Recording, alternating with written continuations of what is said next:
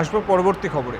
অন্ধ্রপ্রদেশে কাজ করতে গিয়ে নিখোঁজ এক শ্রমিক, প্রায় 2 মাস ধরে কোনো খোঁজ মেলেনি। মালদার হরিশ্চন্দ্রপুর 1 ব্লকের ভক্তিপুর গ্রামের বাসিন্দা শেখ আনসারুলের পরিবার সূত্রে জানা গেছে, চরম আর্থিক সংকটে পড়ে স্থানীয় এক শ্রমিক সরবরাহকারীর মাধ্যমে অন্ধ্রপ্রদেশের রেনিওল্টা এলাকার নির্মাণ শ্রমিকের কাজ করতে যান আনসারুল।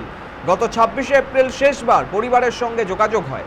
এরপর থেকে তার মোবাইল ফোনটি বন্ধ, আর কোনো খোঁজ মেলেনি তার। নিখোঁজ আনসারুলের ভাই সবেরুল ইসলাম জানান, গ্রামের বাড়িতে টোটো চালিয়ে সংসার চালাতেন আনসারুল। টোটোর ব্যাটারি চুরি হওয়ায় ঋণ নিয়ে দাদনে কাজ যান তিনি। তার স্ত্রী ও ছেলে অত্যন্ত উদ্বিগ্ন। কোথায় আছেন, কি অবস্থায় আছেন তা কেউই বলতে পারছে না। প্রশাসনের কাছে তাদের একটাই আবেদন, আনসারুল যেন সুস্থভাবে ঘরে ফিরে আসেন।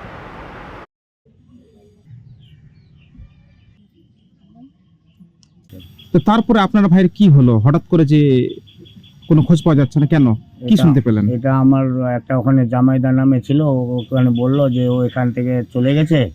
তারপরে আমার বোন আমাকে ফোন করে জানায় যে আমার ভাই নাকি কোথায় পড়ে আছে নাকি, এরকম একটা নম্বরে ফোন আসছিল। তারপরে কোনো ওই নম্বরে আর কোনো দিন ফোন আসে না, লাগেও না। ওর মোবাইল থেকেই ফোন হয়েছিল। ও আর যোগাযোগ হচ্ছে না? না, ওই সেদিন থেকেই আমার কাছে আসেনি, আমার জামাইদার কাছেই ফোনটা এসেছিল, ওরই নাম্বারে দুটাই কথা বলেছিল যে তোমার কেউ হসপিটালে পড়ে আছে।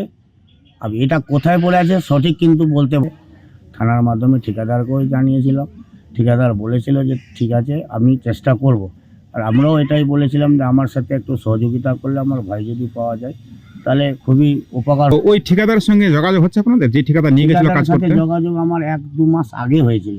যেদিন আমি অভিযোগ দিয়েছিলাম সেদিনই আমার যোগাযোগ হয়েছিল। একদিন আবার এসেছিল ঠিকাদার যে ওর নাকি রিটেল আমরা চেষ্টা করছি। তো আমিও সেইভাবে বললাম যে দেখো চেষ্টা করে, কারোর উপর তো অভিযোগ দিয়ে লাভ নাই। তো কি মনে হচ্ছে যে আপনার ভাই কি বেঁচে আছে না কিছু তার হয়েছে? সেটা তো আর আমি বলতে পারবো না যে মেরে ফেলেছে কি বেঁচে আছে।